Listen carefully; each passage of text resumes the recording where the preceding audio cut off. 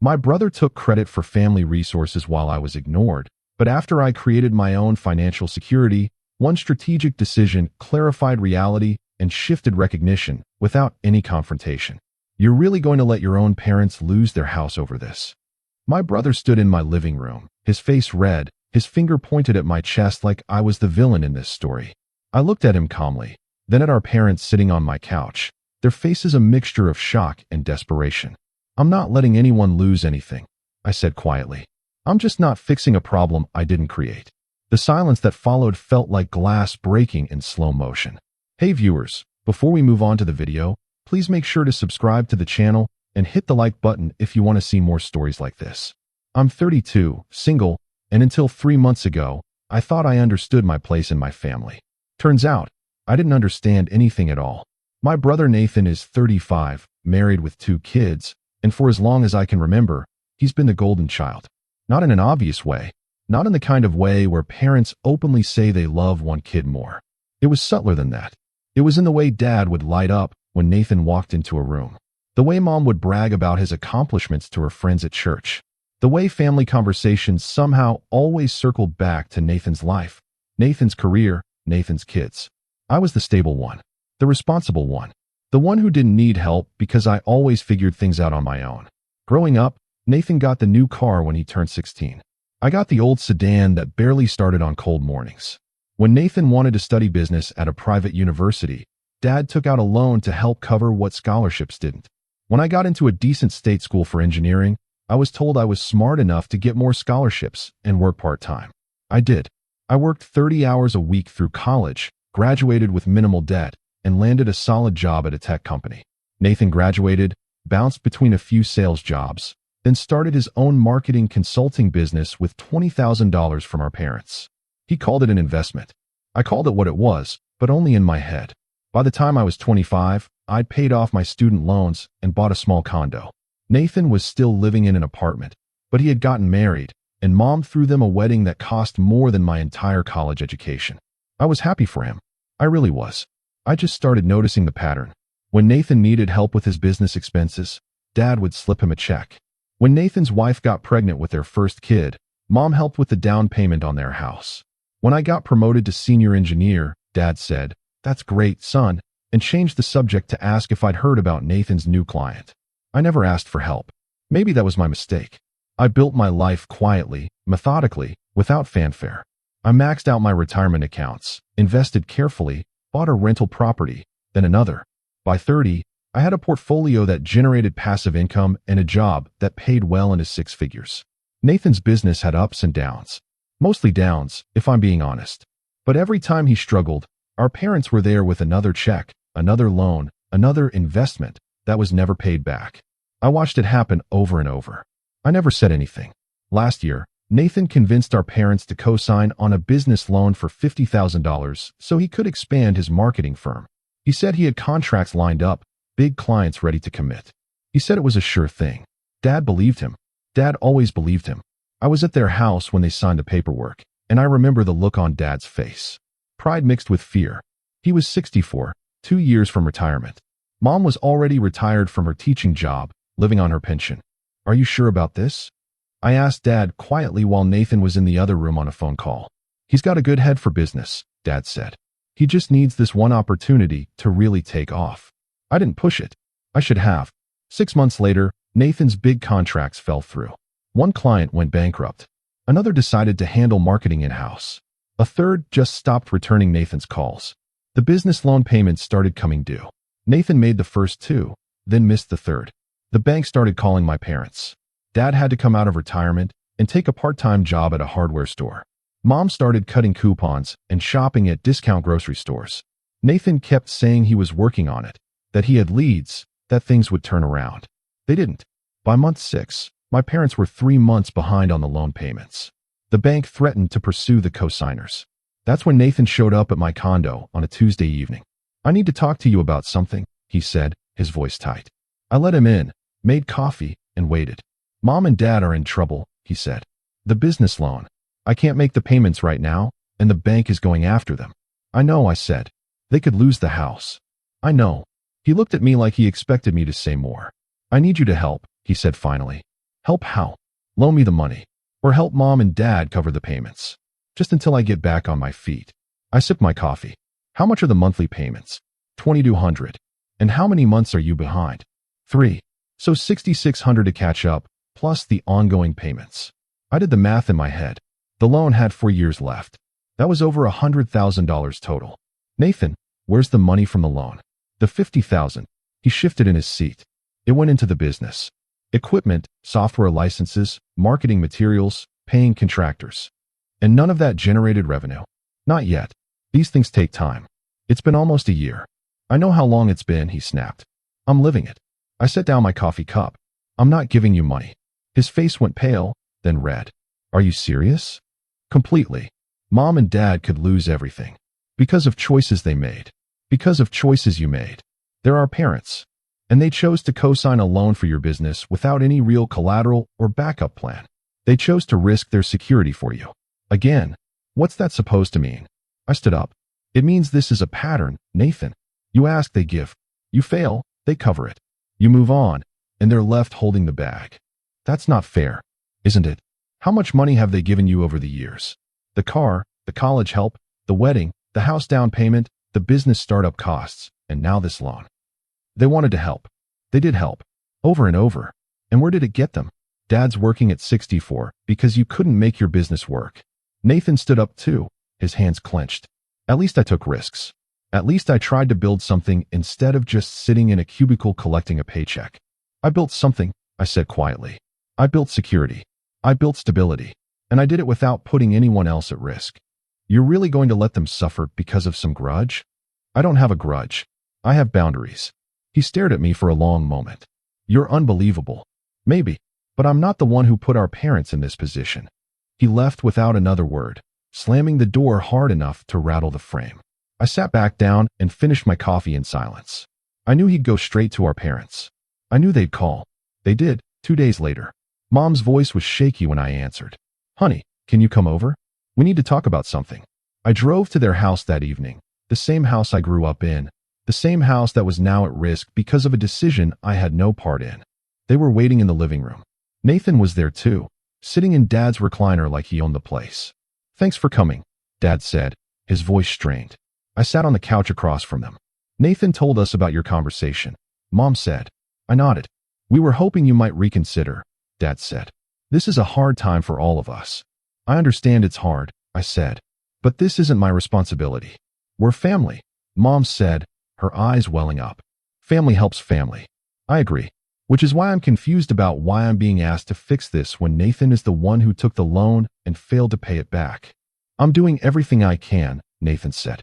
But I need time. You've had time. You've had money. You've had support. What you haven't had is accountability. Dad's jaw tightened. That's unfair. Your brother has been working hard. I'm sure he has.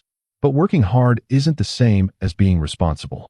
And being family doesn't mean I have to bail him out of every failure. Every failure? Nathan said, his voice rising. What the hell is that supposed to mean? It means this is the 3rd time you've cost our parents money in the last 10 years. The business startup that failed. The investment opportunity that turned out to be a scam. And now this loan. I paid them back for the startup. You paid back $8,000 of the $20,000. And that took 4 years. The room went silent. Mom looked at Dad. Dad looked at the floor. You've been keeping track? Nathan said, his voice dangerously quiet. I don't have to keep track. I was there. I watched it happen. I watched you take and take and take while they gave and gave and gave. And you did what? Sat on your pile of money and judged everyone. I built my life. I didn't build it on their backs. Enough, Dad said sharply. Both of you. He rubbed his face with both hands. We're not here to argue about the past. We're here to figure out the present. The present is simple, I said. Nathan can't pay his loan. You co-signed. The bank wants their money. Those are the facts. And you can help, Mom said softly. You have the means. I do have the means. I have the means because I made different choices. I saved instead of spending. I invested instead of taking risks with other people's money. I built security instead of chasing big dreams that might not pan out. So you're punishing us for supporting your brother? Dad asked, his voice hard. That stopped me cold. Punishing you. That's what this feels like. I looked at my father, this man I'd always respected, always tried to make proud. Dad, I'm not punishing anyone. I'm just not fixing a problem I didn't create. There's a difference. Not from where I'm sitting. The words hit like a slap. When I graduated college, I had $18,000 in debt. I said quietly. I asked if you could help me pay some of it off, just to get ahead of the interest. Do you remember what you said? Dad's expression flickered. You said I needed to learn financial responsibility. You said taking on debt was a choice, and I needed to deal with the consequences of my choices. That was different. How? You were young. You needed to learn. And Nathan doesn't. No answer. I worked 30 hours a week through college. I ate ramen and rode a bike because I couldn't afford gas. I graduated, got a job, and paid off every penny within 3 years. I did exactly what you told me to do. I learned financial responsibility. Mom wiped her eyes. But when Nathan needed $20,000 to start a business with no real plan, you gave it to him. When he needed a down payment for a house, you helped. When he needed $50,000 for a business expansion based on hypothetical contracts, you co-signed a loan that could cost you your home. He's had a harder time, Mom said weakly. Has he? Or has he just made worse choices and known you'd always be there to catch him? The silence stretched out. Nathan stood up. I don't have to listen to this. No, you don't, I said. But maybe you should. Because this isn't just about the money. It's about the fact that you've never had to face the real consequences of your decisions. Someone always bails you out. And you're such a perfect saint that you can't help your own parents when they need you. I'm not a saint. I'm just not a bank. And I'm not going to enable the same pattern that got us here in the first place. Nathan grabbed his coat. You're selfish. You've always been selfish. You only care about yourself. If that's what you need to believe, fine. But the truth is, I care enough about our parents to not want to see them in this position again. And giving you money ensures they will be. He looked at our parents. Are you going to let him talk to me like this? Dad's face was stone. Mom just cried quietly. Nathan left, the door slamming behind him for the second time in a week. I stood up. I should go too. Wait, Dad said. I stopped. Is there nothing we can say to change your mind? I thought about it. Really thought about it. If I gave you the money, would Nathan pay me back? Dad hesitated. I'd make sure he did. That's not what I asked. Would Nathan, on his own, prioritize paying me back? Another hesitation. That was my answer. I love you both, I said. But I can't fix this. And I don't think I should. I left before they could respond. The drive home felt longer than it should have. For the next month, I didn't hear from any of them. No calls, no texts, no emails. I assumed I'd been cut off. I assumed I was the bad guy in their story now. I felt guilty, but I also felt clear. I'd spent my whole life watching Nathan get priority treatment while I was expected to just handle things on my own. And I had handled things. I'd built a successful career, accumulated wealth, created security. And now I was supposed to use that security to bail out the same people who never offered me the same support they freely gave my brother. It felt wrong. It felt unfair. But it also felt like the only choice that made sense. Then, 6 weeks after our confrontation, I got a call from an unknown number. I answered. Is this Nathan's brother? Yes, who's this? This is Patricia from First National Bank. I'm calling about the co-signed business loan for Nathan Hartley. My stomach dropped. I'm not on that loan. I understand. But you are listed as an emergency contact on your father's account, and we haven't been able to reach your parents for several days. The loan is now 5 months delinquent, and we need to discuss next steps. What kind of next steps? Foreclosure proceedings on the property listed as collateral. Their house. Yes. I closed my eyes. When would that start? Within 30 days unless the account is brought current. How much to bring it current? $11,000 for $100. I thanked her and hung up. I sat in my home office, staring at my computer screen. I could pay it. I could write a check right now and solve the immediate problem. But that wouldn't solve the real problem. That would just delay it. Nathan would still have a failing business. My parents would still be on the hook for a loan they couldn't afford. And I would be the new safety net, the new source of bailout money whenever things went wrong. I made a different decision. I called a real estate attorney I'd worked with on my rental properties. I need to understand something about foreclosure and property purchases, I said. He explained the process. When a property goes into foreclosure, the bank eventually auctions it to recover the debt. Anyone can bid at those auctions. Family members can bid. If I were to purchase my parents' house at a foreclosure auction, I said slowly, I could allow them to continue living there under whatever terms I set. Yes, you'd own the property. You could charge rent, let them live rent-free, create a lease-to-own agreement. Whatever you want. And the bank's debt would be satisfied? Yes. They get their money from the sale. The rest is between you and your parents. I thanked him and sat with the information. It was ruthless. It was cold. It was also the only solution that would actually change the dynamic. I spent 3 days thinking about it. I ran the numbers. Houses in their neighborhood were selling for around $280,000. The mortgage was paid off, so the only debt was the business loan. The loan balance was around $48,000. At a foreclosure auction, I could probably buy the house for $60,000 to $70,000, maybe less if there weren't many bidders. I'd own the property. The bank would be paid. My parents would lose the house legally, but not practically. And Nathan would finally face a real consequence. I made the call. I told the attorney to monitor the foreclosure proceedings and let me know when the auction was scheduled. Then I waited. The auction was set for 8 weeks out. I didn't tell my parents. I didn't tell Nathan. I just waited. The day before the auction, my father called. "The bank is selling the house," he said, his voice hollow. "Tomorrow. We're going to lose it." "I know," I said. "You knew?" "The bank contacted me weeks ago as an emergency contact." Silence. "And you didn't say anything?" "What would I have said, Dad? I offered a solution 6 weeks ago. You rejected it. You offered nothing. You refused to help. I refused to give Nathan money with no accountability. That's not the same thing. It is to us." "Then I guess we see things differently." He hung up. I felt sick. But I went to the auction the next morning anyway. It was held at the county courthouse, a small room with maybe 15 people. Most were investors, flipping through papers, calculating numbers. I saw my parents walk in. They didn't see me at first. They looked smaller somehow, older. Nathan was with them, his face hard. The auctioneer started the bidding at $50,000. An investor raised it to $55,000, another to $60,000. I waited. The bidding climbed to $68,000. One investor left. It was down to 2 others and me. At $72,000, one dropped out. The last investor bid $74,000. I bid $75,000. He countered at $76,000. I went to $80,000. He shook his head and sat down. "Sold for $80,000, the auctioneer said, pointing at me. I signed the paperwork in a daze. My parents just stared. Nathan's face went through about 5 different emotions before settling on rage. They caught up with me in the parking lot. "What the hell was that?" Nathan shouted. "That was me buying Mom and Dad's house," I said calmly. "You let it go to auction just so you could buy it yourself?" "Yes." "Why?" "Because this way, the bank is paid. The debt is gone. And I own the property." Dad's face was white. "We're losing our home." "No," I said. "You're losing ownership. But you're not losing your home." Mom looked confused. "What does that mean?" I pulled out a folded piece of paper from my jacket. "It means I'm offering you a lease agreement. You can continue living in the house. No rent for the first year. After that, we can discuss a modest monthly payment or a lease-to-own structure if you want to eventually buy it back." I held out the paper. Nobody took it. "There are conditions," I said. "Of course there are," Nathan spat. "The house is in my name. Nathan is never on the deed. If you want to buy it back eventually, you work with me directly. Nathan can't use this house as collateral for anything. Ever.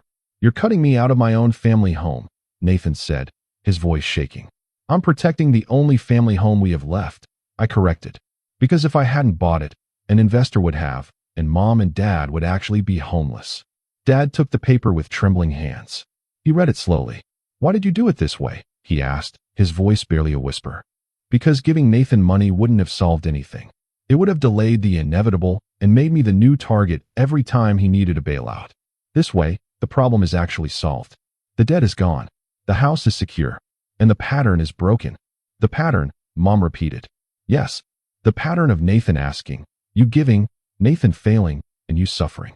That pattern is done." Nathan stepped forward, and for a second I thought he might actually hit me. "You smug bastard. You think you're so much better than everyone." "No. I think I'm willing to make hard choices that actually help instead of easy choices that feel good in the moment. You're destroying this family." "Nathan," Dad said quietly. "Stop." Nathan looked at our father. "Are you seriously taking his side?" "I'm not taking sides. I'm reading a lease agreement that lets us stay in our home. Because he bought it out from under you. Because he's the only one who could," Dad said, and his voice cracked. "Because he had the money. Because he made different choices." The words hung in the air. Nathan looked between us. "Unbelievable. You're all unbelievable." He walked to his car and drove away. Mom was crying. Dad just stared at the paper. "You really want us to stay?" he asked. "Yes. It's your home. I just want to make sure it stays that way." "And Nathan?" Nathan is welcome to visit. He's welcome at family dinners. He's just not welcome to use this house as a financial tool. If he wants to rebuild his relationship with me, with you, with anyone, he can do that. But it starts with him taking responsibility for his own life. Dad folded the paper carefully. I don't know if I should thank you or hate you. You don't have to do either. You just have to decide if you want to sign the lease. He looked at Mom. She nodded through her tears. We'll sign, he said. We stood in that parking lot for another 10 minutes while they read through the document. It was simple, fair, and protective of everyone except Nathan. They signed. I signed. We were done. You can move back in today, I said. Nothing changes except the name on the deed. Everything changes, Mom said softly. Maybe she was right. We drove away in separate cars, and I went home to my condo that suddenly felt very empty. I'd done the right thing. I was sure of it, but it didn't feel good. It felt necessary. Over the next few weeks, I checked in with my parents regularly. They were adjusting, slowly. Nathan didn't speak to any of us. His wife called me once, crying, asking how I could do this to their family. I didn't argue with her. I just told her I hoped Nathan would find a path forward that didn't rely on our parents' money. She hung up on me. 2 months after the auction, I got a call from Dad. Can you come by for dinner? I hesitated. Is Nathan going to be there? No, just us. Please. I went. The house looked the same, smelled the same, felt the same. Mom cooked pot roast, my favorite. We ate mostly in silence. After dinner, Dad asked me to come out to the garage. We stood among the old tools and boxes of holiday decorations. I need to tell you something, he said. I waited. I've been thinking about what you said. About the pattern. About the choices we made. He picked up a wrench, turned it over in his hands. You were right. The word surprised me. I didn't realize it at the time. I thought we were just helping Nathan find his way. I thought we were being good parents. You were being good parents. No, we were being unfair. To you. To ourselves. To Nathan, honestly. He set down the wrench. We taught you to be independent because you seemed capable. We taught Nathan to depend on us because he seemed to need it. And in doing that, we made you stronger and him weaker. Dad, let me finish. I'm proud of you. I've always been proud of you. But I never told you that enough because you never seemed to need to hear it. Nathan needed constant validation, constant support. You just quietly succeeded. His eyes were wet. I'm sorry. I'm sorry we took your strength for granted. I'm sorry we put you in this position. And I'm sorry it took losing our house for me to see it. I didn't know what to say. You didn't lose your house, I managed. Yes, we did. Legally, financially, we lost it. You saved us from the consequences of that loss, but the loss still happened. And it needed to happen. He put a hand on my shoulder. Nathan called yesterday. He wants to have dinner next week. Just him and me. I think he's starting to understand things too. That's good. Maybe. We'll see. But I wanted you to know that what you did, the way you did it, it was hard. It was brutal, honestly. But it was also right. We stood there in the garage, two men who'd never been great at expressing emotions, trying to find words for things that didn't have easy words. I love you, son, he said finally. I love you too, Dad. We went back inside. Mom hugged me at the door. Thank you, she whispered. For everything. I drove home feeling lighter than I had in months. 3 months later, Nathan called me.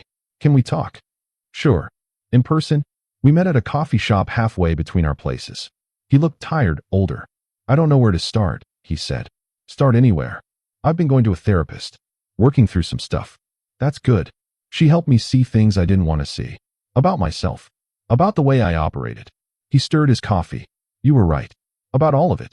I took and never really thought about the cost. I just assumed Mom and Dad had it covered. I assumed you were fine because you always seemed fine. I was fine.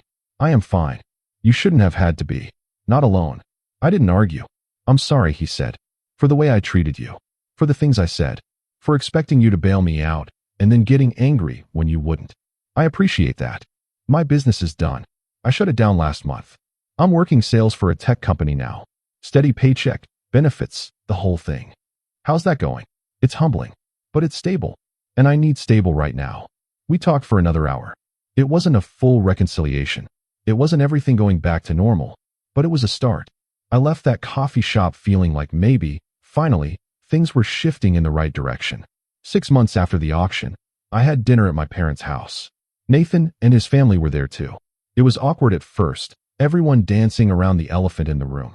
But by dessert, Nathan's kids were playing in the yard, and the adults were laughing about old memories. Nathan caught my eye across the table and nodded. I nodded back. The house was still mine legally, but it felt like it belonged to all of us again, just in a healthier way. Dad pulled me aside as I was leaving. You coming to Thanksgiving? Yeah, I'll be here. Good. Bring someone if you want. It's time you started dating again. I laughed. I'll work on that. Work on it seriously. You're too young to be alone. Yes, sir.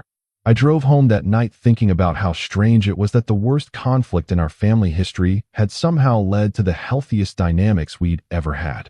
I'd bought my parents' house at a foreclosure auction. I'd cut my brother off financially when he needed help. I'd let a crisis play out instead of preventing it. And somehow, those hard choices had created space for real change. Nathan was working a steady job and taking responsibility for his life. My parents were living in their home without the crushing weight of debt. And I was no longer the invisible son, the stable one who didn't need attention. I was just part of the family again. A respected part. An equal part. I never apologized for what I did. I never second-guessed the decision. Because in the end, refusing to enable the pattern was the most loving thing I could have done. For all of us.